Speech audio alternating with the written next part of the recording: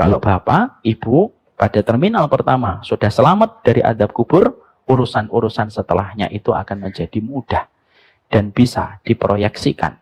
Kita akan mendapatkan keringanan pada urusan akhirat kalau urusan barzahnya kita sudah mendapatkan keselamatan. Ini sudah kita bahas. Poin yang kedua yang kita bahas pada pertemuan sebelumnya adalah sesungguhnya kehidupan di alam barzah itu lebih panjang daripada kehidupan yang kita lewati pada kehidupan di dunia. Ada orang meninggal dunia umurnya 60 tahun. Tapi bisa jadi dia telah berada di kuburan 1000 tahun. Kayak Imam Syafi'i. Beliau tidak sampai 60 tahun. Dan berapa lama beliau sudah berada di kuburan? Sudah hampir 1000 tahun. Panjang. Selamat datang di channel Langkah Iman Istiqomah. Jangan lupa like, komen, dan subscribe. Dan semoga kita semua mendapatkan ilmu yang bermanfaat. Amin. Alhamdulillah tentunya kita memahami betul bahwasanya kita hari ini hidup pada zaman fitnah. Bertubi-tubi fitnah itu mengiringi pada kehidupan kita. Dan bertubi-tubi sesungguhnya fitnah itu tidak lepas dalam setiap denyut kehidupan kita. Tidak ada perkara yang mampu untuk memadamkan fitnah pada kehidupan kita kecuali adalah keberkahan yang kita peroleh. Sesungguhnya kita hari ini mendapati 3 fitnah sebelum munculnya fitnah Dajjal. Sebagaimana penjabaran dan penjelasan baginda Nabi SAW. Ada fitnah tu akhlas. Bagaimana kita menjumpai banyak pertikaian dan permusuhan di antara sesama muslim. Ada fitnah yang berikutnya, yaitu adalah fitnah tu sarra. Kita mendapatkan kelapangan yang menjadikan kita lupa terhadap kehidupan negeri akhirat dan menjadikan kita lupa terhadap ridhonya Allah. Dan yang ketiga, fitnah tuhaima. Fitnah tuhaima itu merupakan fitnah kegelapan yang menyelimuti pada kehidupan kaum muslimin. Sehingga kita begitu sulit membedakan mana yang benar dan mana yang salah. Maka sesungguhnya yang pintar belum tentu selamat dari fitnah. Orang yang mampu menghafalkan berbagai macam ilmu belum tentu selamat dari fitnah. Karena yang menjadikan kita mampu selamat dari fitnah itu adalah ketika kita mendapatkan keberkahan. Pada ilmu yang kita pelajari, di situ ada keberkahan. Pada sunnah yang kita kerjakan, di situ ada keberkahan. Pada baktinya kita kepada orang tua, di situ ada keberkahan. Bahkan pada duduknya kita ketika kita berada di antara taman ilmu, di situ ada keberkahan. Keberkahan itu merupakan perkara yang paling cepat memadamkan fitnah yang ada pada kehidupan manusia. Tidak ada permintaan para nabi kecuali yang paling sering mereka minta itu adalah kecuali meminta keberkahan. Bukankah kita mendapati Nabi Isa ketika berdoa, doanya itu dipuji oleh Allah dan diabadikan di dalam Quran. Dan doanya Nabi Isa itu tergambar ketika Nabi Isa mengatakan, wa ja'alani mubarakan aina ma kuntu. Jadikan aku berkah ya Allah dimanapun aku berada. Apa yang Allah berikan kepada Nabi Isa? Allah berikan perlindungan. Allah jadikan Nabi Isa selamat dari fitnah dan makannya orang Yahudi. Dan Allah selamatkan Nabi Isa ketika orang Bani Israel berencana untuk membunuhnya. Dan Nabi Isa diangkat menuju ke langit. Tidak ada Nabi yang diangkat menuju ke langit dan dipanjangkan umurnya sebagaimana Nabi Isa. Beliau masih bernafas sama dengan kita, masih menghirup udara sama dengan udara yang kita hirup. Dan Nabi Isa pun akan diturunkan kembali pada kehidupan manusia menyempurnakan sebuah amanah besar yaitu membunuh Dajjal. Apa yang diminta oleh Nabi Nuh ketika Nabi Nuh turun dari kapal besar, ketika selamat dari adab yang saat itu dilumatkan kepada kaumnya Nabi Nuh. Maka permintaan Nabi Nuh itu adalah Rabbana anzilna manzilan mubarakan fih. Ya Allah, tempatkanlah kami di tempat yang Engkau berkahi. Menunjukkan kepada kita 2 contoh dari Nabi Isa dan Nabi Nuh yang mereka meminta berkah, memberikan kepada kita sebuah arti. Berkah itu tidak kita bisa pandang biasa, tetapi berkah itu puncak kehidupan bagi mereka yang bertakwa kepada Allah. Puncak kapitalisme itu kekayaan dan kemewahan. Itu puncak kapitalisme. Tapi puncak kehidupan mereka yang beriman kepada Allah dan beriman kepada hari akhir terletak pada keberkahan. Tidak ada perkara yang paling besar Allah turunkan kepada kita kecuali adalah keberkahan. Jangan pernah melewati satu mentari yang terbit kecuali kita minta keberkahan. Berkah untuk istri kita, berkah untuk suami kita, berkah untuk keluarga kita, berkah untuk pekerjaan kita, dan berkah untuk ilmu yang kita pelajari dengan susah payah. Semoga ilmu itu memberi manfaat pada kehidupan kita. Semoga kita senantiasa mendapatkan berkah di dalam perjalanan hidup kita. Amin insyaallah. Alhamdulillah tentunya senantiasa kita bersyukur betul kepada Allah atas setiap nikmat yang Allah berikan kepada kita. Nikmat itu tidak pernah ada yang kurang. Karena nikmat itu turun dari Allah, pemberi rezeki dan maha pemberi. Allah itu bukan hanya Ar-Razzaq, tetapi Allah itu Al-Wahhab. Allah selalu memberikan apa yang kita butuhkan. Dan semua kenikmatan yang Allah berikan kepada kita, itu pun datang terkadang tanpa permintaan kita. Tentunya kita bersyukur bukan hanya ketika kita mendapatkan apa yang kita mau, tapi kita selalu bersyukur ketika kita menyadari kehidupan yang sudah Allah atur dengan sebaik-baik pengaturan ini merupakan sebuah alasan besar untuk kita selalu bersyukur. Jangan hanya bersyukur pada saat ketika kita baru mendapatkan apa yang kita mau. Dan jangan kita menjadi orang yang enggan bersyukur hanya karena baru mendapatkan apa yang kita butuhkan. Kalau kita selalu bersyukur, baru ketika kita mendapatkan apa yang kita inginkan, baru kita bersyukur. Itu sebagaimana syukurnya anak kecil. Anak kecil itu analogi sederhananya. Kapan anak kecil itu bahagia dan bersuka cita? Biasanya kalau permintaan mereka, permohonan mereka itu kita kabulkan. Mereka minta motor, mereka minta mainan.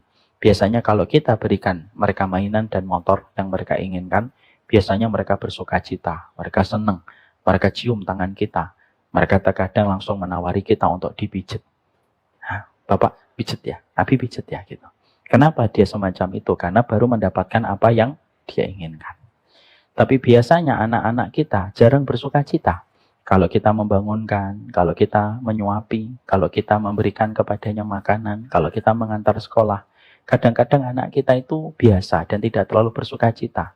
Karena menganggap itu merupakan kebutuhan dia dan menganggap itu mungkin kewajibannya kita ketika menyediakan itu semuanya. Itulah anak kecil dan kita tidak bisa salahkan karena akal mereka baru sampai di situ. Tapi kalau kita bersyukur sebagaimana anak kecil, baru bersyukur kalau kita mendapatkan yang kita mau, berarti syukurnya kita itu syukurnya anak kecil.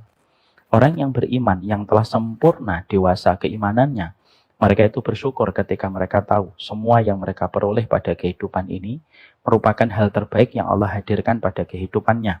Sehingga dia tidak pernah kehabisan alasan untuk bersyukur kepada Allah. Kalaupun Allah tidak memberi apa yang kita mau pada tahun 2024 kemarin, bukan karena apa yang kita inginkan Allah tidak bisa mewujudkan. Allah kecil sekali mewujudkan untuk kita. Tapi bisa jadi apa yang kita inginkan belum kita dapatkan di tahun 2024. Karena ada dua kemungkinan, kata para ulama. Yang pertama, bisa jadi kemauan kita dan keinginan kita itu ada kerusakan. Sehingga Allah tidak berikan apa yang kita mau supaya kita terselamatkan dari kerusakan-kerusakan itu. Anak kecil tuh biasanya suka bermain korek api. Kalau kita kasih, dia senang. Tapi kalau kita ambil korek apinya dan kita tahan dia untuk mendapatkan korek api, biasanya sedih dan tantrum. Kenapa? Karena dia tidak tahu bahwasanya korek api itu ada kerusakan yang mengintai dan mengancam dirinya. Itulah yang menjadikan kita memahami. Apa yang kita inginkan itu tidak Allah berikan itu. Karena pasti ada kerusakan ketika Allah belum memberikan kepada kita. Sehingga husnudonlah kepada Allah. Bahwasanya yang kamu mau itu ketika belum terwujud, pasti ada kerusakan. Sehingga Allah memberikan pengganti yang lebih baik. Atau yang kedua, bisa jadi kita belum mendapatkan apa yang kita inginkan karena Allah ingin memberikan di waktu yang tepat dan tidak memberikan itu pada saat ini. Karena sesungguhnya memberikan sesuatu itu akan mempengaruhi ketika kondisinya itu tepat. Kalau kita mendapatkan sekoteng ketika pada waktu musim terik yang begitu panas, makan sekoteng itu tidak nikmat. Kalau makannya jam 1 siang lagi panas-panasnya. Ayo Pak, ya hadiah apa? Sekoteng, aduh, jam 1 siang lagi panas terik, harus makan sekoteng yang panas itu nggak nikmat. Tapi kalau kita mendapatkan sekoteng ketika jam 9 malam turun hujan, masya Allah, melihat asapnya sekoteng itu sudah kayak melihat dolar dan rupiah itu berambung. Karena terasa nikmat ketika pada saat kondisi yang tepat. Allah itu memberi, Allah itu tidak memberi itu karena mungkin Allah memberikan pada saat yang tepat. Bersabarlah pada ruang ketika kita menunggu takdir itu dihadirkan kepada kita. Dan semoga kita senantiasa berlapang dada. Kalau saat ketika kita melewati waktu, belum mendapatkan yang kita mau, bisa jadi Allah memberikan pada saat yang tepat, pada kondisi yang betul-betul representatif untuk mendapatkan nikmat itu datang dalam kehidupan kita. Inilah yang menjadikan kita paham. Sesungguhnya, jangan sampai ada di antara kita syukurnya itu sebagaimana syukurnya anak kecil. Baru bersyukur kalau kita mendapatkan yang kita mau. tapi tidak pandai bersyukur ketika apa yang kita mau belum kita dapatkan. Jangan suka mengatur Allah. Kita ini makhluk dan Allah itu khalik. Jangan suka mengatur Allah. Kita ini hamba dan Allah lah pencipta. Dan kita tidak berhak untuk mengatur apa yang kita mau supaya Allah memberikan apa yang kita inginkan. Semoga kita menjadi hamba yang bersyukur kepada Allah. Dan semoga kita menjadi deretan orang yang memetik ridhonya Allah dengan konsep kesyukuran hati kita kepadanya. Amin insyaallah. Bapak dan Ibu yang semoga Allah rahmati dan Allah berkahi. Tentunya berulang-ulang saya menyampaikan bahwasanya termasuk di antara kemuliaan kita dalam ketakwaan itu ketika kita senantiasa memahami tentang kematian. Karena sesungguhnya kematian itu bagi kehidupan orang yang beriman, itu bukan pemutus kenikmatan, tetapi sesungguhnya kematian itu merupakan kehidupan berikutnya yang akan kita dapatkan menuju kepada satu negeri yang kita datangi, yaitu adalah negeri keabadian. Bedanya antara agama yang hanif dengan agama yang batil, agama yang hanif itu selalu mengkondisikan kita untuk selalu sederhana pada kehidupan di dunia supaya kita mampu mendapatkan kebaikan dalam kehidupan kita di negeri keabadian. Artinya bahwasanya selalu ada harapan bagi orang yang beriman. Kalau kita tidak mendapatkan apa yang kita mau di dunia, masih ada negeri keabadian yang menanti kita supaya kita mempersiapkan diri. Karena memang pada dasarnya dunia yang hari ini kita berpijak bukan merupakan tempat yang akan kita tinggali selama-lamanya. Dan inilah pentingnya bagi kita mengatur kehidupan kita pada kehidupan berikutnya di alam barzah dan hidup di negeri keabadian. Saya ambilkan sebuah contoh. Semangat contoh ini membuka pengetahuan kita tentang betapa pentingnya manajemen kematian. Ya, di dalam kehidupan kita sebagaimana manajemen kehidupan itu juga penting. Ada dua contoh. Yang pertama, contoh yang pernah saya sampaikan, yaitu sebuah kisah nyata yang terjadi di daerah Cordova. Kita tentunya mendapati ada kisah nyata yang disampaikan oleh Imam Qurtubi dalam kitab ini, kitab At-Tadhkirah li Ahwalil Mauta, bagaimana Imam Qurtubi itu mengabadikan sebuah momen yang pernah terjadi. Ada seorang ibu yang meninggal dunia, lalu dikuburkan oleh 3 putranya. Lalu tidak lama setelah itu malamnya 3 putranya mendapatkan mimpi didatangi oleh ibunya dengan mimpi yang sama, dan ibunya itu mengeluh kepada putra-putranya, kenapa kalian tempatkan aku di tempat yang begitu panas dan begitu gerah? Kenapa kalian tega menempatkan aku di sini? 3 putranya di esok harinya itu ketika bangun mereka bingung dengan mimpinya dan mereka lebih terkejut lagi. Ternyata 3-tiganya bermimpi dengan mimpi yang sama, sampai akhirnya 3 putra ini datang ke area kuburan. Dan mereka bertanya tentang hal-hal yang berkaitan tentang kuburan, tempat mereka menguburkan ibunda mereka tercinta. Ada salah satu di antara anaknya itu berkata kepada penjaga kuburan, maaf kalau boleh kami tahu, ini kuburan ibu saya, ini kuburan orang, ini kuburan orang. Siapakah pemilik kuburan ini dan siapakah pemilik kuburan ini? Maka penjaga kuburan mengatakan, maka ini adalah peminum khamr yang meninggal dunia yang belum sempat bertaubat sampai dia meninggal dunia. Ini adalah pezina yang dia belum bertaubat ketika dia meninggal dunia. Dan ibumu dilempatkan di tengah-tengahnya. Maka ketika mengetahui kondisi itu, maka 3 putranya ini mendatangi seorang ulama dan bertanya kepada ulama itu tentang kondisi yang menimpa kepada ibu mereka. Dan akhirnya ulama itu memberikan petunjuk dan memberikan jawaban. Mungkin baiknya kuburan ibumu dipindah saja di dekat kuburan orang-orang yang solih. Akhirnya karena mendapatkan petunjuk dari ulama besar, mereka gali kuburan dari ibu mereka, dipindahkan kepada kuburan orang yang solih. Dan setelah dipindahkan, ibunya datang kembali ke dalam mimpi anak-anaknya dan berkata, terima kasih ya, sudah menempatkan aku pada tempat yang jauh lebih adem daripada tempat sebelumnya. Kisah ini akhirnya ditulis oleh Imam Qurtubi di dalam kitabnya tentang pentingnya bagi kita bertetangga dengan orang solih, baik ketika hidup ataupun ketika meninggal dunia. Dan itulah yang menjadikan kita paham kenapa Abu Bakar dikuburkan di samping Nabi Muhammad dan kenapa Umar meminta izin kepada Aisyah supaya dia diizinkan dikuburkan di samping Rasulullah dan di samping sahabatnya Abu Bakar. Karena ternyata bertetangga di alam barzah pun bisa membawa dampak kebaikan kalau kita didekatkan dengan mereka. Ini kan ilmu. Kalau Bapak tidak mengilmui kematian, Bapak tidak akan tahu tentang hal ini. Dan kita mungkin akan menganggap sebagaimana pemikiran orang kebanyakan, ya sudahlah mati dikuburin aja. Ya, padahal ketika kita dikuburkan di tempat orang yang solih, kita akan mendapatkan banyak keutamaan. Wih, masa Ustaz? Iya. Kalau ibu meninggal dunia, bapak meninggal dunia, lalu dikuburkan di tempat orang solih, keluarganya orang solih itu ketika takziah, setidaknya mereka mendoakan.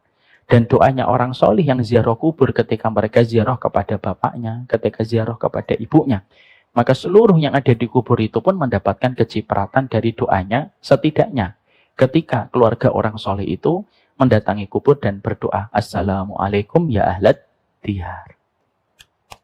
Tapi coba kalau kita dikuburkan di pekuburan orang yang umum gitu, atau orang yang tidak paham tentang sunnah dan tidak paham tentang Islam gitu dengan baik, maka setiap keluarganya datang tidak mengucapkan doa. Dan kita jarang mendapatkan doa. Karena ternyata tetangga-tetangga alam barzah kita itu orang-orang yang tidak paham agama. Dan bisa jadi meninggalkan keluarga yang juga tidak paham agama. Inilah yang menjadikan kita paham. Oh, ternyata mengilmui kematian itu penting. Walaupun mungkin sebagian orang menafsirkan kematian itu kelihatannya menyeramkan. Dan menjadi tema yang tidak usah dibahas. Tapi bagi orang yang beriman justru kita membahasnya. Supaya kita tidak terperosok kepada kerusakan. Hanya karena kita tidak paham bagaimana menghadirkan petunjuk ketika kita mempelajari tentang kematian. Ya, sedikit keluar dari materi. Saya kemarin 3 hari yang lalu itu mendapati ada salah satu ulama di Saudi. Ya, beliau dari Singkit gitu ya. Beliau ternyata merupakan salah satu ulama yang bisa mentakwil mimpi. Bisa mentakwil mimpi, karena takwil mimpi itu bisa dipelajari. Salah satu ulama yang banyak belajar tentang takwil mimpi itu Ibnu Qutaibah rahimahullahu ta'ala. Ada satu momen bagus sekali. Karena itu siaran langsung di televisi Saudi. Nah, ulamanya ditanya, ya Syekh, saya punya keluarga, saya punya bapak. Bapak saya itu mendatangi mimpi kakak saya. Mimpinya adalah bapak saya berkata kepada kakak saya, kenapa kalian itu menguburkan aku padahal aku masih hidup? Lalu sang penanya nangis. Ada yang tahu jawabannya? Insya Allah tidak tahu ya. Karena bapak dan ibu bukan penakwil mimpi. Maka ketika sang ulama ditanya itu, sang ulama itu malah tersenyum. Padahal yang nanya nangis-nangis. Setelah ngomong, lalu sang penanya itu berkata, ada apa dengan bapakku, wahai Syekh? Adakah yang bisa saya bantu? Kenapa kok mimpinya semacam itu? Syekhnya malah dengan tenang. Itulah ilmu ya. Ilmu itu memang beda. Maka syekhnya itu lalu mengatakan kepada penanya itu, sebenarnya takwil dari mimpimu ini adalah bapakmu insya Allah mati syahid. Kenapa? Karena bapakmu masih hidup sebagaimana Allah menyampaikan wala tahsabanna alladziina qutilu fi sabilillahi amwat bal ahya inda rabbihim yurzaqun. Karena ada satu ayat dalam satu surat Ali Imran 169. Jangan kamu kira orang yang meninggal dunia itu mereka dalam kondisi mati, siapapun yang terbunuh di jalan Allah tetapi mereka hidup di sisi Allah dikasih rezeki. Kata beliau, ulama ini mengatakan, bapakmu ini insya Allah mati syahid. Ditanya lagi sama syekhnya, bapakmu meninggal dunia karena penyakit perut? Betul Syekh, bapak saya meninggal dunia karena rasa sakit perut. Orang yang meninggal karena sakit perut dalam bahasa Arab namanya mabutun. Maka itu termasuk salah satu tanda husnul khatimah. Dan bapakmu husnul khatimah. Masya Allah ya. Itulah indahnya ilmu. Antum habis ini nggak usah nanya ke saya takwil mimpi, saya digigit ular Ustaz, mana saya tahu, saya bukan ulama. Tapi ada ulama ini masya Allah bagus banget, bapak dan ibu bisa kaji itu. Saya banyak belajar walaupun saya tidak akan pernah mampu untuk mempelajari ilmu itu. Orangnya syekhnya ini betul-betul alim betul. Alim betul beliau ini, insya Allah itu. Maka di situ kita mendapati bahwasanya masya Allah ya, ternyata mengilmui kematian itu bisa memberikan kepada kita banyak kebaikan. Makanya kalau kita akhirnya tidak mau mempelajari kematian, akhirnya justru kematian kita itu terancam dengan banyak keburukan. Jangan takut membicarakan mati, karena mati itu justru dihadirkan untuk bisa menghidupkan hati kita dan menentukan kebaikan apa yang harus kita kerjakan. Supaya kematian kita bisa mendapatkan kematian yang terang pada kehidupan di alam barzakh. Makanya ada ibu-ibu yang pernah ngomong kepada saya, Ustadz, anak saya itu menamakan Ustadz itu Ustadz kematian. Masya Allah, saya bilang. Mau kemana, Mi? Mau belajar, mau kajian. Sama siapa? Ustadz Umar minta Ustadz kematian itu, Mi. Astagfirullah. Semoga anaknya diampuni dosa-dosanya. Tapi uniknya, kata beliau setelah ngomentari saya Ustadz kematian, kata anaknya lagi, tapi nanti kalau saya nikah, saya maunya Ustadz Umar yang menyampaikan khutbah nikah. Ibunya ngomong, loh kan kamu tadi ngomong Ustadz kematian. Iya, kematian yang menghidupkan hati. Masya Allah. Kalau masalah tomat-tomat tadi kalah sama anak tadi. Apa sambal tomat? Maka sesungguhnya disitulah kita memahami bahwasanya mengilmui kematian itu PENTING, penting. Dan jangan takut membicarakan kematian. Kita hari ini hidup pada zaman ketika banyak orang pagi hari memakai sepatu, siang hari yang melepaskan sepatunya orang lain. Hari ini kita hidup pada zaman ketika ada seorang bapak pergi futsal, lalu pulangnya tinggal jasadnya. Hari ini kita hidup pada zaman ketika ada seorang bapak memasukkan kunci motor ketika akan bekerja, yang mencabut kunci motornya orang lain ketika beliau bersimbah darah di atas aspal. Bukan kematian yang kita takutkan, tetapi kebutuhan menuju kematian itulah yang kita khawatirkan. Ibu dan bapak mati dengan ilmu tidak akan sama ibu dan bapak mati tanpa ilmu ketika kita tidak pernah mempelajari kematian. Itu dalil pertama. Dalil kedua, pentingnya kita membicarakan kematian itu adalah karena kita tentunya paham ada perkataan Nabi yang indah. Dan ini termasuk manajemen kematian Nabi. Ketika beliau berhadapan dengan Ibunda Aisyah radhiyallahu anha. Maka pada satu waktu, Nabi itu berkata kepada Ibunda Aisyah, dan ini termasuk salah satu contoh dialog yang boleh kita terapkan pada kehidupan kita bersama keluarga. Apa perkataan Nabi? Nabi mengatakan kepada Ibunda Aisyah, in mitu gosaltini, wa in muti gosaltuki. Wahai Aisyah, kalau aku mati, kamu memandikan aku. Kalau aku mati, kamu memandikan aku. Kalau engkau meninggal, aku yang memandikanmu. Ini menjadi dalil sebagian ulama fikih. Memandikan suami istri itu diperbolehkan kalau meninggal salah satunya. Tapi yang sangat indah yang kita dapatkan point of view dari dialognya Nabi kepada istrinya. Nabi itu tidak sungkan membicarakan manajemen kematian kepada Aisyah. Dan itu merupakan salah satu tanda bahwasanya kita itu tidak takut kepada negeri keabadian. Kita tidak khawatir terhadap kematian ketika kematian itu menuju kepada kehidupan kita di alam akhirat kita. Makanya boleh bagi kita ngobrol dengan pasangan kita gitu. Gimana nanti kalau kamu sakit, Pak? Gimana kamu kalau sakit masuk ke ICU? Apakah kamu rela dipasang alat ataukah tidak? Apa yang harus saya lakukan? Apa yang kamu harus kerjakan? Itu dibicarakan. Dengan kita meninjau dengan tunjian ilmu supaya kita paham.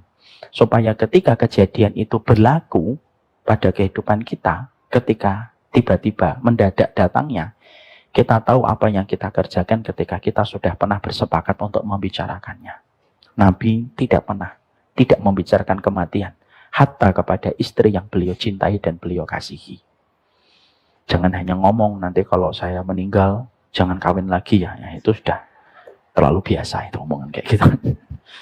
Maka sesungguhnya itulah yang menjadikan kita paham betapa pentingnya bagi kita untuk membicarakan tentang kematian, untuk kita hadirkan pada saat ketika orang hari ini banyak membicarakan tentang kehidupan dan kehidupan. Fenomena maraknya operasi plastik yang hari ini kita jumpai, itu salah satu di antara fenomena banyak orang yang benci kepada tua, banyak orang yang benci kepada masa senja, dan banyak orang yang benci ketika membicarakan kematian. Makanya banyak orang yang sekarang operasi plastik itu tidak malu ketika dia melakukan operasi plastik. Itulah fenomena yang hari ini mengkhawatirkan. Yang tua ingin berlagak muda. Yang tua tidak ingin untuk melewati masa tua dan masa senjanya. Sehingga akhirnya operasi plastik itu menjamur di mana-mana. Padahal maaf ya, tidak mungkin Allah menciptakan kita itu kekurangan. Yang kurang itu karena orang yang melihat kita itu tidak melihat Allah ketika melihat kita. Jangan suka meremehkan fisiknya orang. Karena sesungguhnya meremehkan fisik orang itu, kalau ucapan itu dicelupkan ke lautan, maka lautan itu akan menjadi hitam. Karena ucapan kita ketika meremehkan fisiknya makhluknya Allah. Kita harus paham itu. Ibunda Aisyah, ini agak sedikit keluar dari tema. Ibunda Aisyah itu pernah cemburu, Pak, dengan Sofiyah. Lalu karena cemburu, beliau berkomentar, innaha qasirah. Wahai Rasulullah, suamiku tercinta, Sofiyah itu perempuan pendek. Gak usah diomong. Maka kata Nabi, wahai Aisyah, kalau ucapanmu ini dicelupkan ke lautan, maka lautan akan menjadi hitam. Karena tidak ada fisik yang tidak sempurna, karena datang dari yang maha sempurna. Saya tanya, developer pembangunan, siapa yang paling kita ingat hari ini? Contohnya mungkin, kalau kita mendapati membuat rumah, karena dia sudah disebut developer perumahan yang terbaik, mungkin nggak membuat rumah itu jelek?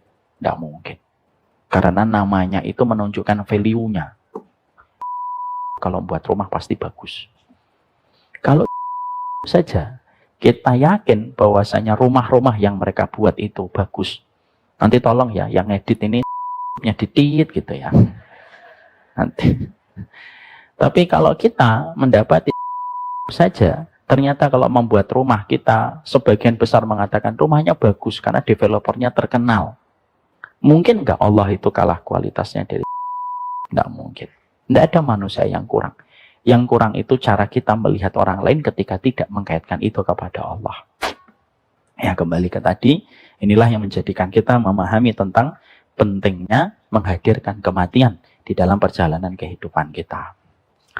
Kita akan membahas dan meneruskan part yang kedua ketika pembahasan kita 1 bulan yang lalu, to be continue. Yaitu kita membahas yang menyempitkan dan melapangkan urusan kubur. Tentunya ada 3 poin yang sudah kita sampaikan untuk menjadi prolog dan menjadi muqaddimah yang sudah kita terangkan pada pertemuan kita sebelumnya. Yang pertama, kuburan itu merupakan terminal awal dari berbagai macam terminal-terminal yang begitu panjang dan berderet sebelum nanti kita diputuskan nasibnya menuju kepada surga dan neraka. Terminal pertamanya itu merupakan terminal yang bernama terminal kubur atau yang disebut dengan barzah. Kubur itu tempatnya, barzah itu kondisi dan keadaannya. Kenapa disebut dengan barzah? Karena tidak bisa ditembus ketika orang yang telah meninggal dunia tidak akan bisa balik pada kehidupan di dunia karena ada tembok tebal yang telah menghalanginya dan telah menguncinya rapat. Sehingga orang yang telah meninggal dunia tidak akan pernah kembali pada kehidupan di dunia. Maka sesungguhnya kuburan ketika disebut sebagai terminal pertama, maka dia menjadi terminal penentu. Siapapun yang mereka mendapatkan kebaikan pada terminal pertama dan kemudahan, maka terminal-terminal berikutnya akan menjadi lebih mudah. Tapi siapapun yang dia mengalami kesulitan, mengalami kesakitan pada terminal pertama, maka terminal-terminal berikutnya itu dia akan mengalami berbagai macam kesulitan. Makanya itulah yang menjadikan saya kemarin menyampaikan, Utsman bin Affan kalau disebutkan tentang neraka dan surga, kadang beliau tidak menangis. Tapi seorang Utsman bin Affan, orang yang paling fasih hartanya daripada lisannya. Karena Utsman bin Affan itu jarang bisa ngomong panjang, itu Utsman bin Affan. Beliau pernah khutbah Jumat tidak sampai 5 menit, itu Utsman bin Affan. Makanya pasti bapak-bapak kalau mendapati sahabat Utsman masih hidup akan dikejar jadwal khutbahnya di mana. Karena beliau kalau khutbah itu pendek. Dan para ulama itu mengatakan hartanya lebih fasih daripada lisannya. Nah, Utsman bin Affan itu kalau sudah menyampaikan tentang masalah kubur itu selalu menangis. Ketika ditanya, kenapa engkau kalau disebutkan tentang masalah kubur pasti engkau meneteskan air mata? Maka saat itu Utsman menjawab, karena kuburan itu merupakan terminal pertama sebelum terminal-terminal yang panjang dan berderet. Siapapun yang selamat di terminal pertama, terminal berikutnya mudah. Siapapun yang tidak selamat pada terminal pertama, maka selanjutnya urusannya menjadi sulit. Makanya beliau mengatakan, fa innal qabra manzilatun min manazilil akhirah, faman naja minhu fama ba'dahu aisar, fa illam yanju fama ba'dahu asyad. Kalau dia selamat di terminal pertama, urusannya menjadi mudah. Setelahnya, kalau dia tidak selamat pada terminal pertama, urusan setelah itu menjadi sulit dan menjadi sukar. Makanya kebaikan akhirat, kata para ulama, dimulai selamatnya kita dari adab kubur. Kalau bapak, ibu, pada terminal pertama sudah selamat dari adab kubur, urusan-urusan setelahnya itu akan menjadi mudah. Dan bisa diproyeksikan. Kita akan mendapatkan keringanan pada urusan akhirat. Kalau urusan barzahnya kita sudah mendapatkan keselamatan. Ini sudah kita bahas. Poin yang kedua yang kita bahas pada pertemuan sebelumnya adalah sesungguhnya kehidupan di alam barzah itu lebih panjang daripada kehidupan yang kita lewati pada kehidupan di dunia. Ada orang meninggal dunia umurnya 60 tahun. Tapi bisa jadi dia telah berada di kuburan 1000 tahun. Kayak Imam Syafi'i. Beliau tidak sampai 60 tahun. Dan berapa lama beliau sudah berada di kuburan? Sudah hampir 1000 tahun. Panjang. Maka sesungguhnya kehidupan di alam kubur itu bisa jadi lebih panjang daripada kehidupan kita ketika kita lewati dalam kehidupan di dunia. Makanya itulah yang menjadikan kita sering mendapati sebuah nasihat. Jangan sering memikirkan hidup yang enak, tapi lupa memikirkan mati yang enak. Jangan sering memikirkan kehidupan di atas tanah, tetapi lupa memikirkan kehidupan di bawah tanah. Karena sesungguhnya kehidupan kita di alam barzah itu jauh lebih lama daripada kehidupan kita ketika hidup di dunia. Kita hidup di dunia 60, 70, 80. Dan tidak akan melewati itu kecuali sedikit saja. Dan ketika kita paham bahwasanya kehidupan di dunia kita dibuat pendek, kita harus ingat ya. Kenapa Allah membuat pendek kehidupan kita di dunia tidak sebagaimana umat sebelum kita? Karena sayangnya Allah sama kita, makanya tidak dibuat panjang. Kalau kita sampai dibuat panjang, umurnya kayak umatnya Nabi Nuh, tentunya kita lelah dan letih menjalani kehidupan. Tapi dipendekkan umurnya, tetapi disempurnakan balasannya sama sebagaimana umat sebelum kita. Dan itu tidak lain kecuali kecintaan Allah kepada kita. Yang ketiga poin yang sudah kita pelajari adalah sesungguhnya kuburan itu bisa menjadi taman surga, sebagaimana bisa menjadi lubang-lubang neraka. Dan itu tergantung dengan apa yang kita perbuat pada kehidupan di dunia. Dan itulah yang menjadikan kita mengerti tentang 3 fakta ketika bicara tentang kehidupan alam kubur. Mari kita membicarakan sesungguhnya kehidupan tentang kubur itu, yaitu kehidupan alam kubur itu secara sederhana ada 2. Yaitu yang pertama, orang yang mendapatkan kenikmatan kubur, dan yang kedua ada orang yang mendapatkan adab kubur. Ada yang mendapatkan pelita, ada pula yang mendapatkan kegelapan. Orang yang mendapatkan kenikmatan kubur itu, maka kondisinya tidak lepas dari 2 kondisi. 1, sebagaimana hadis yang sahih, sesungguhnya kondisi orang ketika mendapatkan kenikmatan kubur itu, kondisinya sebagaimana pengantin yang tidur. Pengantin baru yang baru tidur. Artinya bahwasanya kondisinya itu nikmat luar biasa. Sebagaimana pengantin baru yang kelelahan lalu tertidur dengan lelap dan pulas. Itu kondisi penghuni kubur kalau mereka mendapatkan kenikmatan. Kegiatan pertamanya tidur dia. Sebagaimana lelapnya tidur pengantin baru. Ya. Ibu-ibu dan bapak bisa membayangkan sekitar 40 tahun yang lalu gitu. Ketika masih menjadi pengantin baru. Kondisinya sebagaimana ketika kita lelap tidur setelah lelah di dalam aktivitas. Yang kedua, kenikmatan penghuni kubur itu ngapain? Berkunjung antara satu penghuni kubur dengan penghuni kubur yang lainnya di antara keluarga-keluarganya. Yang dulunya tersambung nasabnya ketika di dunia. Maka itulah yang menjadikan kita mengerti kenapa kita disunahkan untuk memilih kain kafan. Itu kain kafan yang bagus. Karena kain kafan ini akan dipakai untuk mengunjungi saudara-saudara kita di alam kubur ketika sama-sama mendapatkan kenikmatan kubur. Maka kata Nabi, "Fal yuhsin kafanahu." Perbaikilah kain kafanmu ketika akan meninggal dunia. Mu'ad bin Jabal radhiyallahu anhu ketika ibunya meninggal dunia, Beliau mencari kain kafan yang bagus buat ibunya. Ketika beliau ditanya, kenapa engkau mencarikan kain kafan serumit itu untuk ibumu? Karena kain kafan ini ada dua. Satu, akan dipakai kembali ketika nanti kita dibangkitkan dari kubur. Ketika nanti dibangkitkan dari kubur, kita dalam kondisi telanjang. Tapi ada saatnya kita nanti diberikan pakaian oleh Allah. Dan hanya Allah yang tahu berapa lama kita akan telanjang. Hanya Allah yang tahu.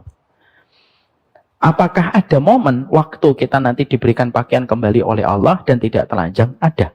Dan siapa yang pertama kali mendapatkan pakaian setelah ditelanjangi oleh Allah dibangkitkan dari kubur? Yang pertama kali mendapatkan pakaian itu Nabi Ibrahim. Inna awwala ma yuksa bihi yaumul qiyamati Ibrahim. Orang yang pertama kali aku berikan pakaian untuknya pada waktu nanti di akhirat, yaitu Ibrahim. Dari mana kain kafan yang dulu dikenakan kepada kita ketika meninggal dunia? Kain kafan yang kita kenakan pula kepada keluarga kita atau kepada kita, itu pula yang akan kita pakai untuk mengunjungi saudara-saudara kita di dalam kubur. Dengan satu kondisi, selama kita sama-sama mendapatkan kenikmatan kubur. Makanya mempersiapkan kain kafan itu termasuk salah satu sunnah yang boleh kita lakukan dan kita kerjakan. Apa kain kafan yang bagus, Ustaz? Yang lembut, yang dia agak bercorak kain putihnya. Maka itu boleh kita pilih menjadi kain kafan yang kita kenakan kepada orang yang kita cintai dan kepada kita sebagai persiapan. Kenapa? Karena kenikmatan kubur itu dua. Kalau tidak tidur sebagaimana pengantin baru, yang kedua, mengunjungi di antara keluarga-keluarganya yang telah meninggal dunia. Dan mereka mengadakan reuni kecil sebelum nanti kita mendapatkan reuni akbar pada kehidupan kelak kita di akhirat. Ustadz, emang betul keluarga itu bisa berjumpa dengan keluarganya di alam barzakh? Maka dijawab oleh para ulama dengan 3 perspektif dalil. Yang pertama, dalil dalam riwayat Muslim yang sering saya sebutkan untuk Bapak dan Ibu. Bahwasanya tidaklah seorang yang telah meninggal dunia ketika datang kepada kehidupan barzahnya, kecuali akan disambut sama keluarga-keluarga besarnya yang telah meninggal dunia sebelum dia meninggal dunia. Keluarga besarnya nyambut, datang Mas Mustafa. Ada yang namanya Mustafa? Semoga panjang umurnya dalam tahan. Gimana kabarmu, Mas? Baik. Kalau yang mendatangi dia itu istrinya yang telah meninggal dunia sebelum dia, maka istrinya pasti tanya, gimana kabar anak-anak kita? Baik. Gimana kabar tentang keponakan kita? Baik. Dan ruh-ruh orang yang lama itu akan mendatangi ruh yang baru datang. Dan sudah sering saya sampaikan kisah ini.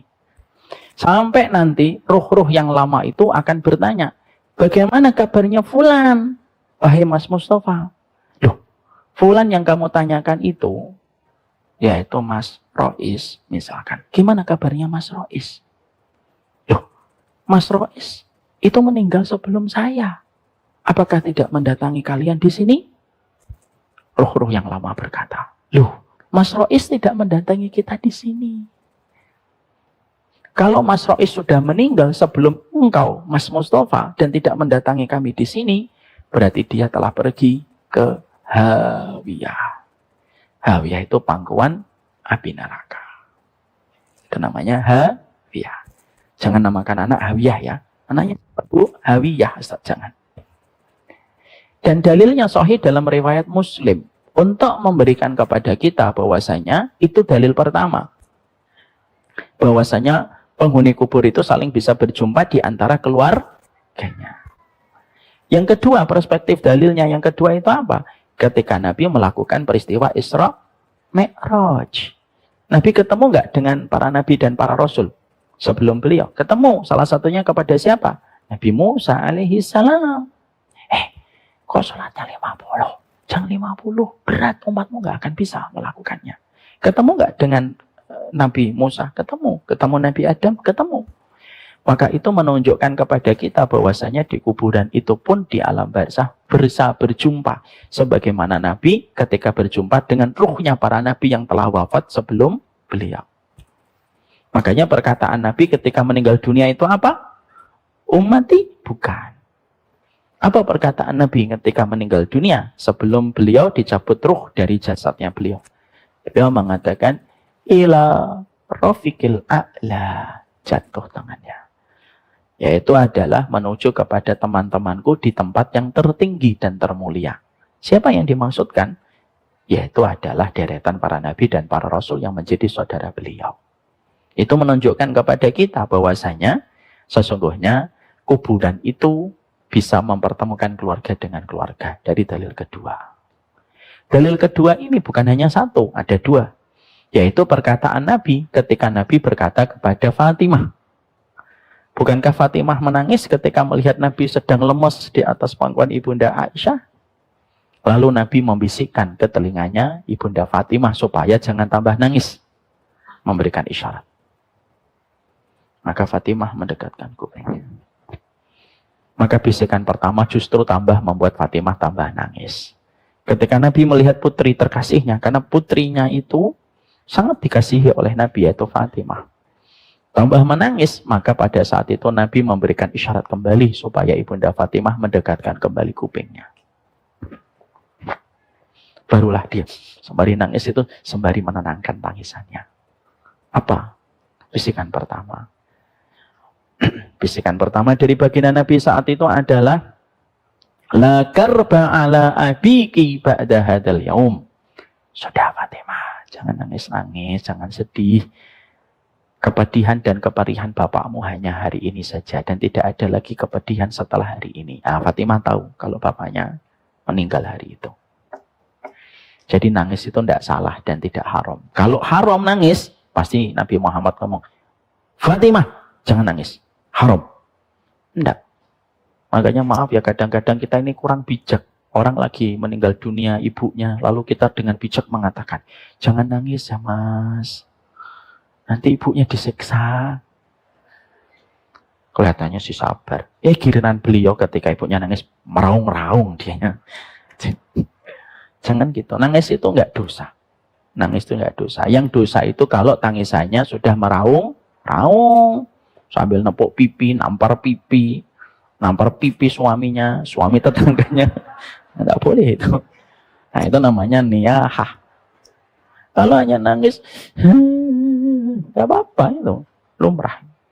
Maka bisikan apa yang kedua yang dibisikkan? Innaki min ahli minni lahuqan. Kamu adalah keluargaku yang paling cepat nyusul aku. Kata menyusul itu ketemu atau tidak? Ketemu. Ketemu atau tidak? Ketemu kan? Misalkan saya ngomong sama istri saya mau pergi ke Paris, nanti susul ya. Oh, gitu. Contoh, terserah saya namanya saya guru. Nanti saya ke Paris dulu. Susul ya. Susul itu ketemu nggak? Ketemu lah.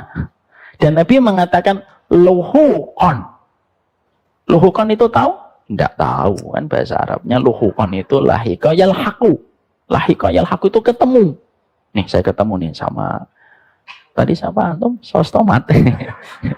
Misalkan ketemu sama beliau. Ini namanya lahika. Dan Nabi menggunakan kalimatnya apa? Kamu di antara keluargaku yang paling cepat nyusul aku setelah itu. Dan tidak sampai 6 bulan setelahnya, Ibunda Fatimah meninggal dunia. Dan Ali bin Abi Thalib, sahabat kita tercinta, setelah meninggalnya Fatimah, barulah beliau nikah 1, nikah 2, nikah 3, nikah 4. Memang betul Ustaz, Ibunda Fatimah ketika masih hidup, Ali bin Abi Thalib tidak mempoligami? Iya betul. Kenapa Ustaz? Tidak kita bahas. Ya karena bukan pembahasan kita. Biarkan ibu-ibu dan bapak penasaran. Kita kembali kepada pembahasan kematian. Maka sesungguhnya itu dalilnya bahwasanya ketemu. Dan itu menunjukkan kepada kita bahwasanya itu dalil kedua. Keluarga itu saling berjumpa. Perspektif dalil yang ketiga, mana yang mengatakan bahwasanya penghuni kubur dengan penghuni kubur itu saling ketemu Ustaz? Yang ketiga, yaitu kalau kita ketemu di dunia, padahal kita ini masih melakukan beban amal yang harus kita kerjakan, itu aja masih bisa ketemu padahal beban ibadah kita banyak. Kita sholat, kita puasa, kita sedekah, kita husnudon. Itu ketika di dunia masih bisa ketemu. Apalagi di akhirat ketika tidak ada lagi, apalagi di alam barzah. Ketika tidak ada lagi sholat, kita tidak ada lagi puasa, tidak ada lagi sedekah, tidak ada lagi iktikaf. maka lebih besar kemungkinan untuk ketemunya itu sebagai balasan pertama sebelum nanti mendapatkan surga. Makanya ketemu. Nah, maka boleh gak kita berdoa, ya Allah semoga bapak dan ibu ketemu di alam barzah? Bolehlah. Semoga mereka sama-sama mendapatkan kenikmatan kubur. Nah, dalil ini pernah diperkuat oleh dalil yang pernah saya sampaikan. Ada seorang wanita pernah mendatangi baginda Nabi pernah seorang wanita mendatangi ibunda Aisyah. Masih ingat dalil ini? Lalu wanita itu berkata, wahai Aisyah, tanganku sakit. Loh kenapa? Iya, tadi malam aku mimpi. Dan setelah mimpi itu tanganku sakit. Ibunda Aisyah tanya, loh mimpimu apa? Maka mengalirlah sebuah kisah, ini riwayatnya dari Abdullah bin Mas'ud radhiyallahu anhu. Maka Aisyah mendapatkan cerita, bapak ibuku telah meninggal dunia. Tapi bapak ibuku ketika hidup memiliki dua sifat yang bertolak belakang. Bapakku suka bersedekah, ibuku jarang bersedekah. Dan pelit sekali ibuku. Bapakku tuh beda, setiap ada harta sedekah, setiap ada harta sedekah, setiap ada harta sedekah. Ibuku tidak pernah sama sekali sedekah karena pelitnya luar biasa. Dan hanya sedekah 2 kali. Satu, ketika bapakku menyembelih sapi, maka pada saat itu bapakku membagi-bagi dagingnya dan menyisakan untuk kami di rumah. Tiba-tiba datang ke pengemis, pada saat itu bapakku sudah tidak di rumah. Maka datanglah pengemis, maka ibuku tidak memberi kepada pengemis itu kecuali gaji pada sapi yang disembelih bapakku. Gaji itu diambil, dikasihkan kepada pengemis tadi. Segenggam gaji. Yang kedua, ketika kedatangan orang miskin pada saat itu meminta sesuatu kepada ibuku. Ibuku tidak memberi apa-apa, kecuali ada yang namanya kain lap di dapur. Kain lap itu diambil diberikan kepada pengemis itu. Itulah 2 kali aku melihat ibuku bersedekah. Maka pada saat ketika bapak ibuku sudah meninggal dunia, maka aku menjumpai mereka dan aku mendapati bapakku sangat bersuka cita, gembira di pinggir sebuah sungai yang begitu indah sekali, mengalir jernih air sungai itu. Bapakku makan buah-buahan yang penuh dengan kenikmatan, daging-dagingan, dan minum dari pinggir sungai itu. Ketika aku berjumpa dengan bapakku, aku senang, rasa rinduku terpuaskan. Sampai aku bicara panjang lebar dengan bapakku. Setelah itu saya bertanya, loh kok ibu nggak ada, Pak? Ibu nggak berjumpa dengan bapak di sini. Loh, ibumu sudah meninggal? Sudah. Beberapa bulan setelah bapak, ibu meninggal dunia. Maka bapak terdiam.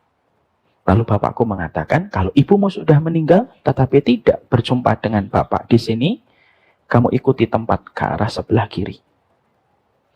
Jalan sebelah kiri ini. Nanti di sana ada tempat orang-orang yang ditempatkan di sana oleh Allah Subhanahu wa Ta'ala. Kata beliau kepada Ibunda Aisyah, aku ngikutin tempat itu ke sebelah kiri jauh. Aku tiba-tiba mendapati sosok yang dari kejauhan, dari gesturnya, aku tahu itu adalah gestur ibuku. Aku deketin dan aku menjumpai ada seorang wanita dan itu adalah ibuku. Dan ibuku berteriak dalam kondisi kesakitan. Sembari berkata, Atsyan, Atsyan, haus, haus. Maka tidaklah yang menempel pada tubuh ibuku kecuali adalah kain lap yang pernah diberikan kepada fakir miskin. Aku ingat sekali kain lapnya itu. Lalu di genggaman tangan ibuku, itu ada sepotong gaji. Segenggaman kepalan tangannya, sebagaimana gaji sekepalan tangan yang dia berikan kepada fakir miskin. Dan yang dilakukan ibuku, memeras itu gajinya. Dan mencoba mengambil airnya. Lalu aku menjumpai ibuku dan ibuku tidak menjawab apapun apa yang aku sampaikan. Lalu aku berkata kepada ibuku, Bu, ini ada sungai. Minumlah dari situ. Tiba-tiba terdengarlah suara. Siapapun yang memberikan air sungai ini kepada wanita ini, maka sesungguhnya akan sakit tangannya. Aku tetap ambil air di sungai itu, aku minumkan kepada ibuku, dan aku terbangun dari tidurku, dan aku mendapati tanganku sakit. Riwayat dari Abdullah bin Mas'ud ini, ketika semua kisah itu disampaikan kepada Ibunda Aisyah, maka Ibunda Aisyah itu langsung bertakbir. Allahu Akbar. Dan Ibunda Aisyah langsung membacakan 2 ayat. Dan ini namanya iktibas. Iktibas itu mengambil dari ayat langsung. Wa may ya'mal mithqala dzarratin khairan yara wa may ya'mal mithqala dzarratin syarran yara. Dalil itu bisa menunjukkan kepada kita seharusnya suami istri itu ketemu kalau mereka memiliki ketaatan yang sama antara seorang laki-laki dengan perempuan. Maka itulah yang menjadikan kita memahami. Kita kemarin sudah membahas ada 3 amal yang melapangkan urusan kubur. Yang pertama yang melapangkan urusan kubur yaitu adalah ketika kita senantiasa memiliki akhlak yang mulia. Yaitu ketika salah satu akhlak mulia itu ditentukan dengan sebuah hadis yang disampaikan oleh Nabi. Hayyinun, layyinun, qaribun. Dan apa yang keempat? Ingat? Nggak ingat, Masya Allah. Yang kayak gini yang bikin saya sedih. Yaitu sahal. Makanya Nabi mengatakan kepada kita, ala tuhram biman, ala ukhbirukum biman tuhramu alaihin nar. Kalian tahu nggak siapa yang diharamkan dari api neraka? Berarti kalau diharamkan dari api neraka, secara logika itu diharamkan dari adab kubur. Siapa itu? Hayyinun. Hayyinun itu yang rendah, rendah hatinya. Nggak pernah sombong, nggak pernah meninggi, nggak pernah jumawa. Layyinun. Layyinun itu lunak dan lembut. Qaribun. Qaribun itu supel. Sahal. Sahal itu orang yang menggampangkan dan tidak pernah memberat-beratkan urusan yang remeh-temeh. Para ulama lalu menggunakan dalil secara umum. Orang yang mereka diharamkan dari api neraka berarti diharamkan dari adab kubur. Berarti ketika bapak, ketika ibu, ketika mas, kita memiliki 4 sifat ini, maka sesungguhnya walaupun mungkin ibadah sunnah kita masih terbatas, tapi kita selalu menjaga 4 perkara ini dalam kepribadian kita dan karakteristik kita, maka kita menjadi orang yang berpotensi diharamkan dari adab kubur dan diharamkan dari api neraka. Dan ibu dan bapak bisa ngerasain nggak? 4 sifat ini ternyata tidak bercerita tentang orang di atas sajadah. 4 sifat orang ini yang diceritakan oleh Nabi tidak bercerita tentang orang yang sedang tawaf. 4 orang yang diceritakan Nabi, orang yang diharamkan dari api neraka tidak bercerita tentang orang yang sedang berpuasa. Tapi orang yang memiliki sifat yang betul-betul dicintai banyak orang.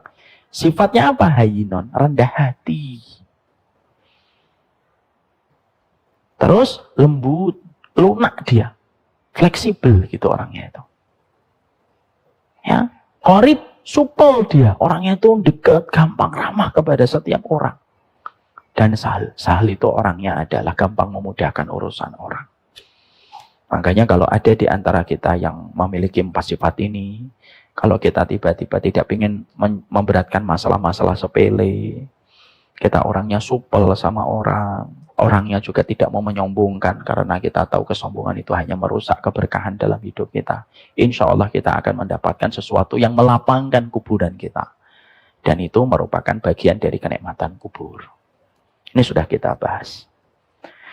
Yang kedua yang telah kita bahas termasuk salah satu di antara orang yang akan mendapatkan kenikmatan dan mendapatkan kuburannya itu menjadi lapang, orang yang mereka bersabar ketika melakukan ketaatan dan ketika ridho mendapati satu takdir yang menimpa pada hidupnya. Ya, sabar di dalam menghadapi setiap musibah, ridho kepada setiap takdir yang berjalan pada hidupnya. Ini sudah kita bahas. Yang ketiga, yang termasuk salah satu yang akan menjadikan kuburan kita dilapangkan oleh Allah itu apa? Yang ketiga adalah ketika kita tidak banyak mendolimi orang lain. Dan itu yang akan menyebabkan kehidupan kita di alam kubur itu dilapangkan oleh Allah Subhanahu wa Ta'ala. Sekarang mari kita bahas yang keempat. Yang keempat, salah satu di antara perkara yang bisa untuk melapangkan urusan kubur seorang mukmin ketika mereka telah berpindah ke alam barzah, sebelum alam akhirat itu ditegakkan oleh Allah Azza wa Jalla, yaitu adalah ketika seseorang itu senantiasa menjaga kesucian dirinya dan senantiasa menjaga kesucian jasadnya ketika dia hidup.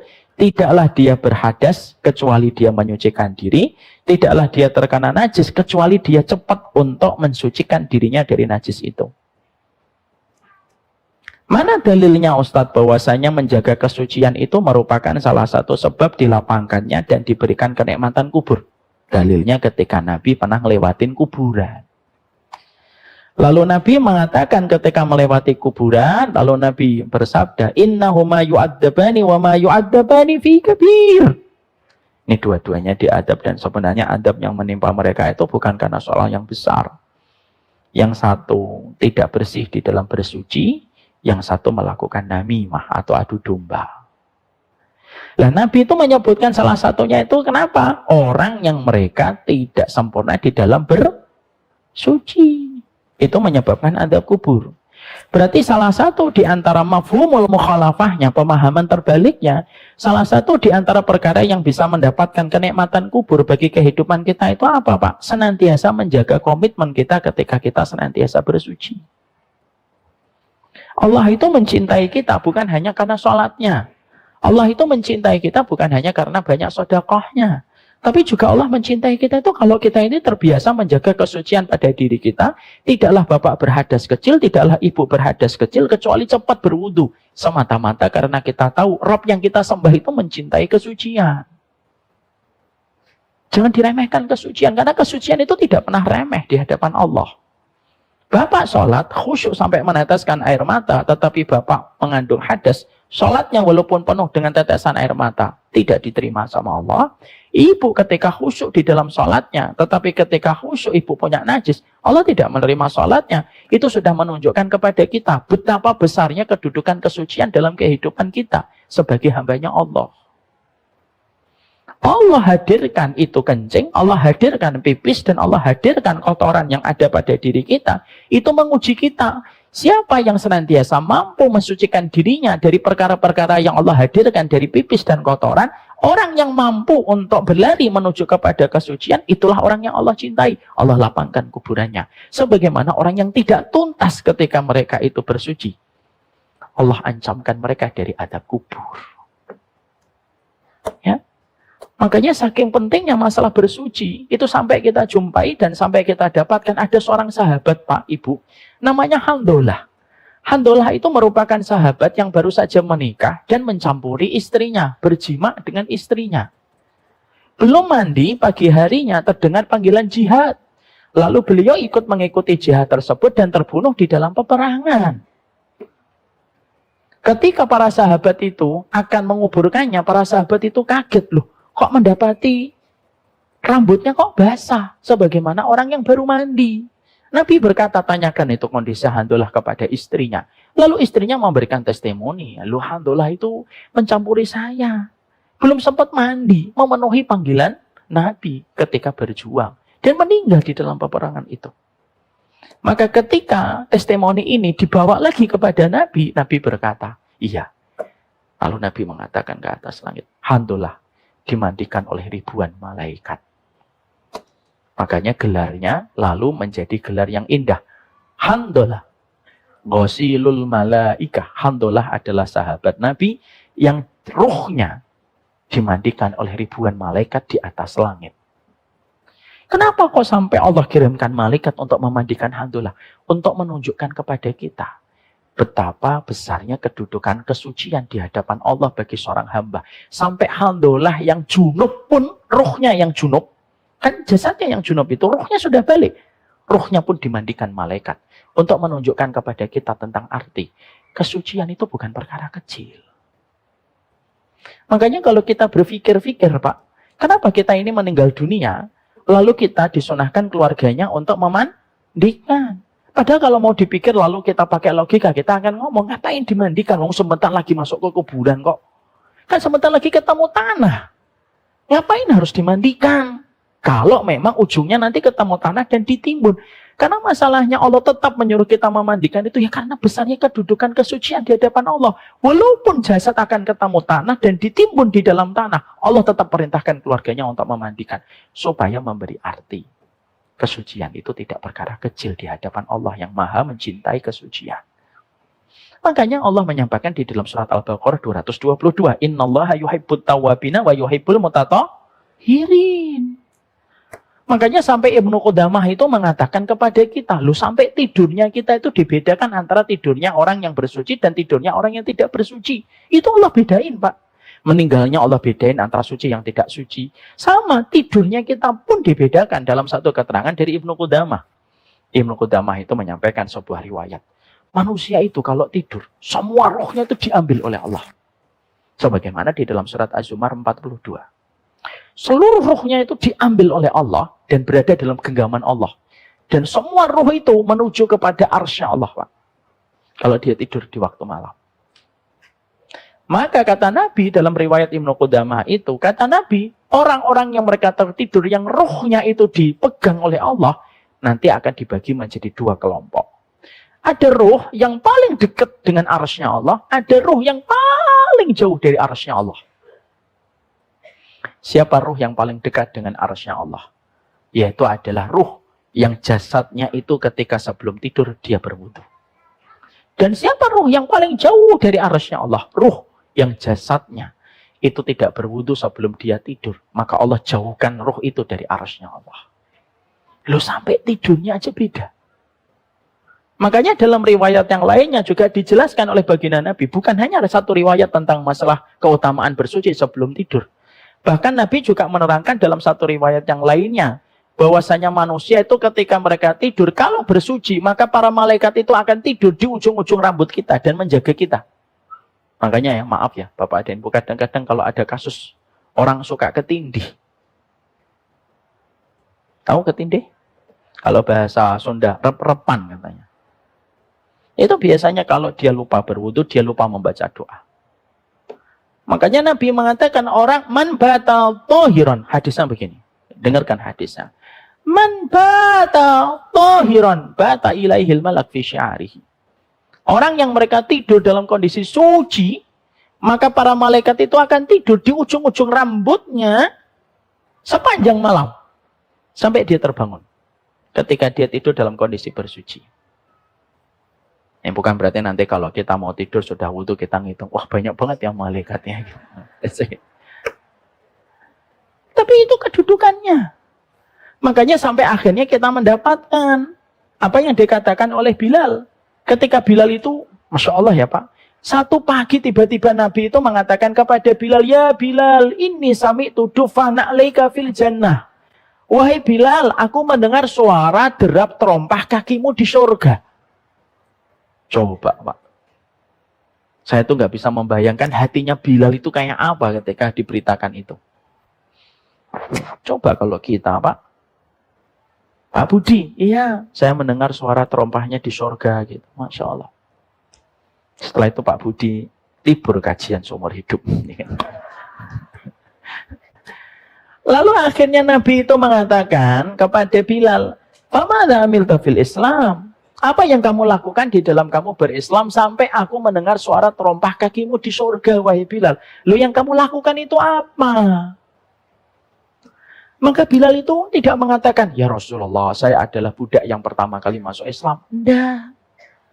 Bilal tidak mengatakan, ya Rasulullah, saya ini adalah seorang budak yang pernah ditindih batu oleh Umayyah bin Khalaf. Lalu saya mengatakan, ahad, ahad, ahad. Tidak.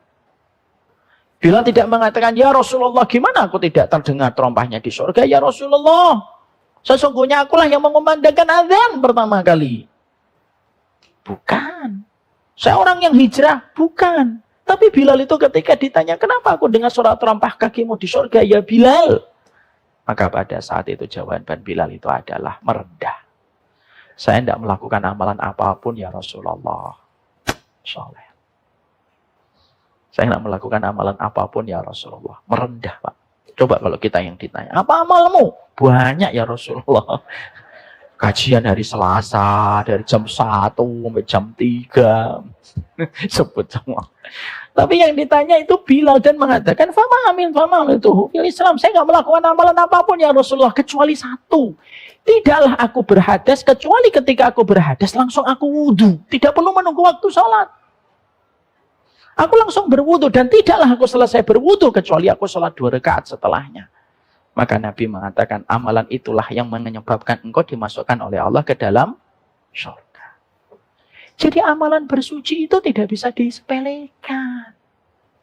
Makanya maaf ya Bu, kalau kita bicara maaf ya, ini konten bapak-bapak dan ibu ya. Yang anak muda tolong tutup telinganya gitu. Kan kita tahu di dalam hukum, kalau ada suami mendatangi istrinya, selesai, itu kan ada 3 kondisi. Kondisi yang paling utama, langsung mandi. Itu paling utama, Pak. Kenapa antum gitu? Oh gitu. Dua-duanya. Kondisi paling utama itu kondisi ketika langsung mandi. Itu yang paling utama, ini namanya aula. Dalam hukum fikih. Habis mencampuri istrinya langsung mandi. Dingin Ustaz.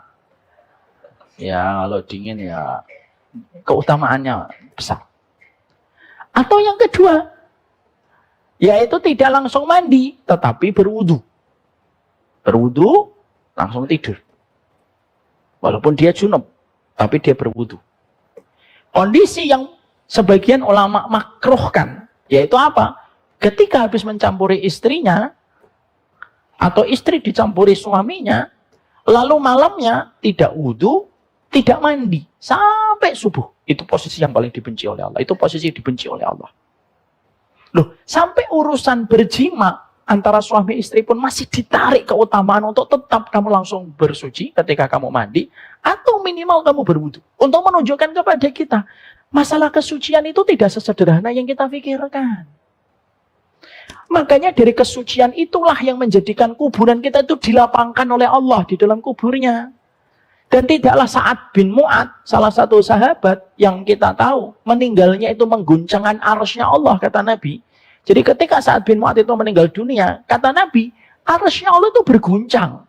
Tapi ketika Sa'ad bin Mu'ad itu meninggal dunia, walaupun arsy-Nya Allah itu berguncang ketika menyambut kedatangan dari rohnya Sa'ad bin Mu'ad, kata Nabi, Sa'ad bin Mu'ad pun masih melewati sempitnya barzah ketika pertama kali mendarat di alam barzah. Kenapa dia tetap mendapatkan sempitnya barzah ketika pertama kali datang ke alam barzah?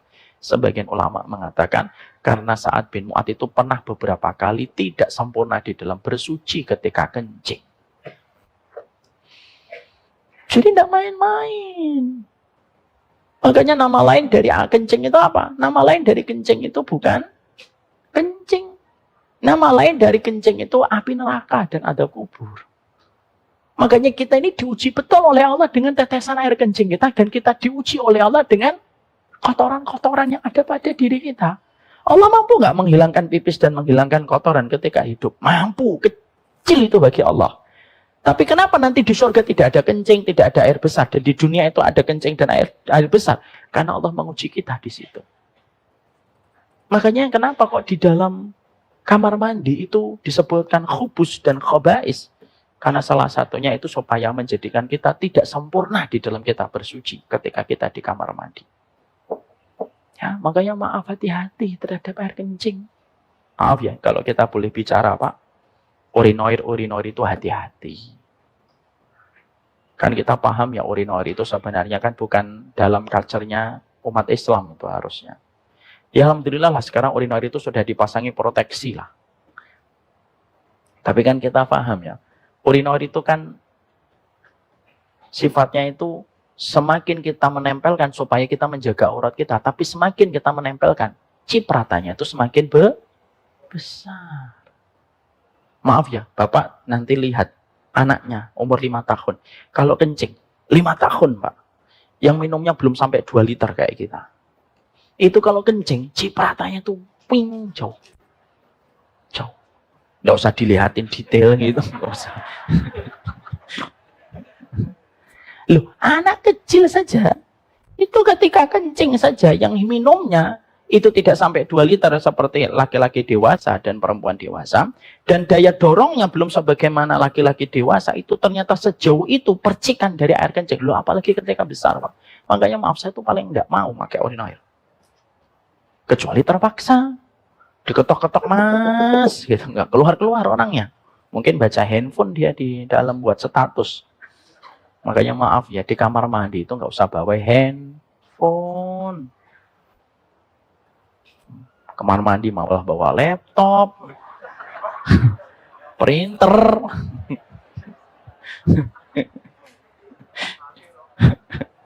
rokok. Allah ya Allah, astagfirullahaladzim.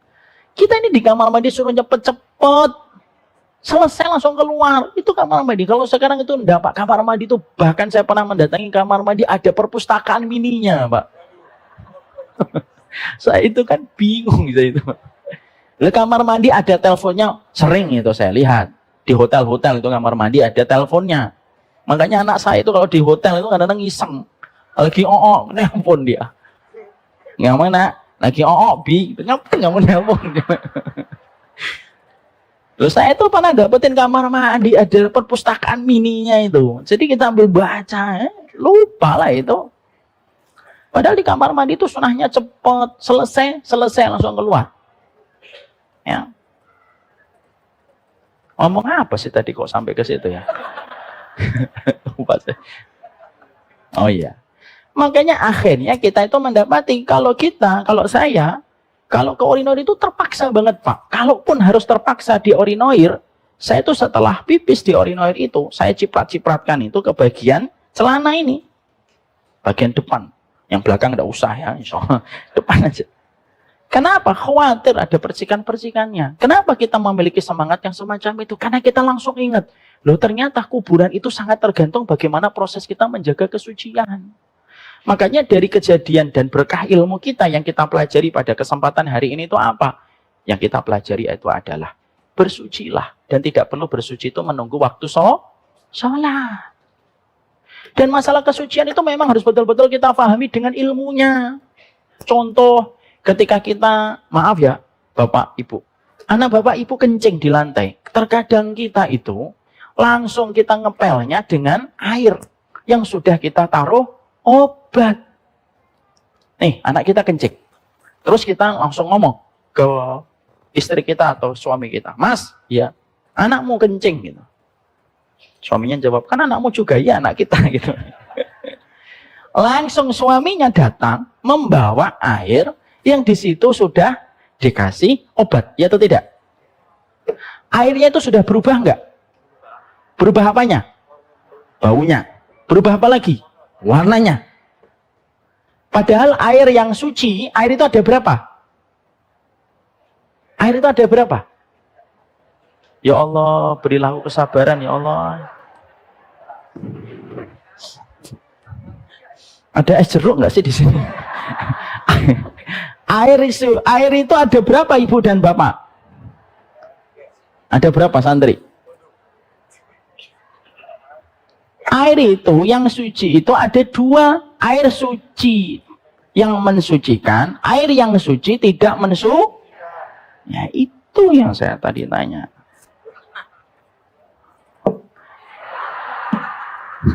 Berikan contoh. Contoh, bukan saya buat minum. Ini air suci mensucikan atau air suci tidak mensucikan? Kenapa? Tidak ada warnanya, tidak ada baunya. Berarti air suci mensucikan. Ini, Masya Allah. Ini air suci tidak? Mensucikan tidak? Kenapa tidak mensucikan? Karena berwarna.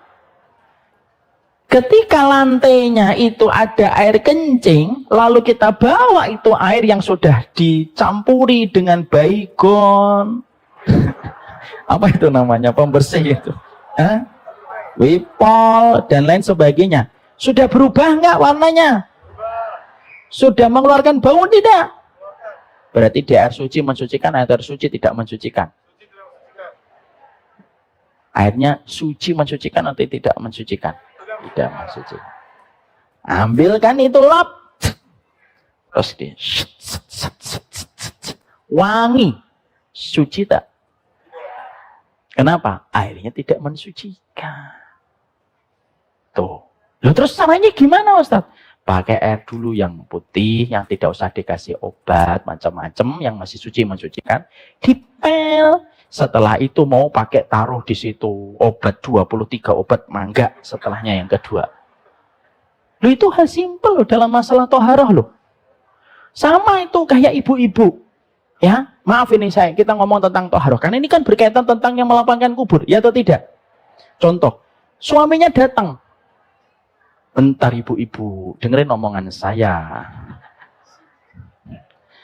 Suaminya ngomong, "Mah, iya. Tolong cuciin dong celanaku." "Iya. Ada najisnya." "Iya, kemarin aku kencing di urinoir belum selesai, ternyata keluar lagi setelah itu. Dan aku belum membersihkannya. Berarti itu celana ada najisnya." Sang mama muncul. Siap, diambil dong celananya. Diambil embernya, ya atau tidak? Dibuka kerannya, ya atau tidak? Setelah itu, yang langsung dilakukan ibu tadi, menaruhkan deterjen atau tidak? Naruh deterjen. Gak usah nyebut Rinso. Ya, dimasukkanlah deterjen. Dimasukkanlah celana tadi. Maka air itu, air sabun tadi, mensucikan atau tidak mensucikan? Tidak. Sehingga mungkin wangi. Yang wangi belum tentu suci. Yang kotor belum tentu najis.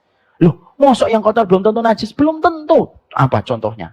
Ummu Salamah pernah nanya, "Ya Rasulullah, gimana kalau gamis-gamis kami yang panjang ini kalau jalan? Ini kan ujung-ujungnya kena tanah. Dan kami tidak tahu kena najis atau tidak." Kata Nabi, "Loh, sapuan yang pertama kalau kena najis, sapuan berikutnya mensucikan. Sapuan pertama kalau kena najis, sapuan berikutnya mensucikan." Jadi kalau ada gamisnya akhwat, gamisnya ibu-ibu, kok ujung gamisnya kotor, dekil karena tanah, itu belum tentu najis. Kenapa? Sapuannya itu mensucikan. Tapi tidak usah dihitung loh ya. Ini tadi yang pertama atau yang kedua ya. Karena yang kotor belum tentu najis, yang bersih belum tentu suci. Makanya pernah ada kejadian di Amerika atau di Inggris, saya lupa, di Inggris kelihatannya. Ada satu kejadian, ada tempat kayak laundry gitu, yang dia itu masuk Islam gara-gara masalah celana. Ketika dia sering mendapatkan pelanggan, ada pelanggan dari Timur Tengah yang sekolah di Inggris, ada orang Inggrisnya.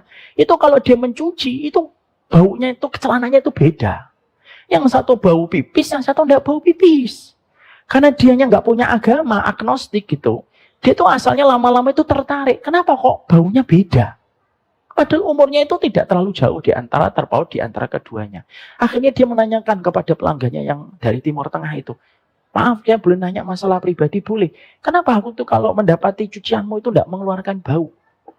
Maka pelanggan Timur Tengah itu berkata, "Ya karena di dalam ajaran agama kami tidak boleh ada tetesan air kencing." Lalu dari peristiwa itu, beliau masuk Islam. Masya Allah. Itu kalau dibuat sinetronnya, namanya apa sinetron itu? Hidayah dari air kencing. Kan gitu. Karena saking pentingnya itu.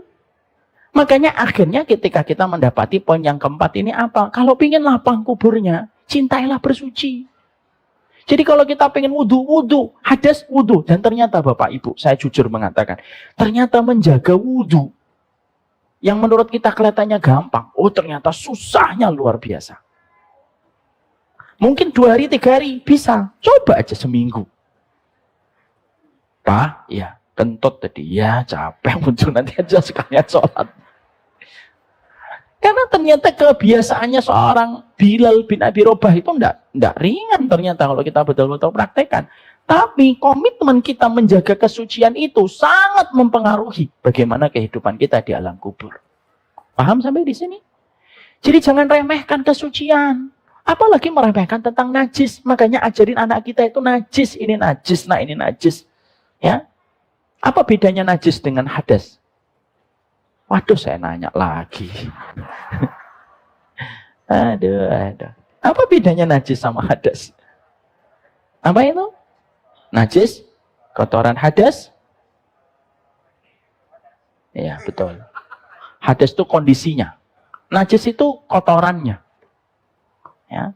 Maka nggak boleh kan menyebut orang lain, najis, nggak boleh. Ya, kotoran.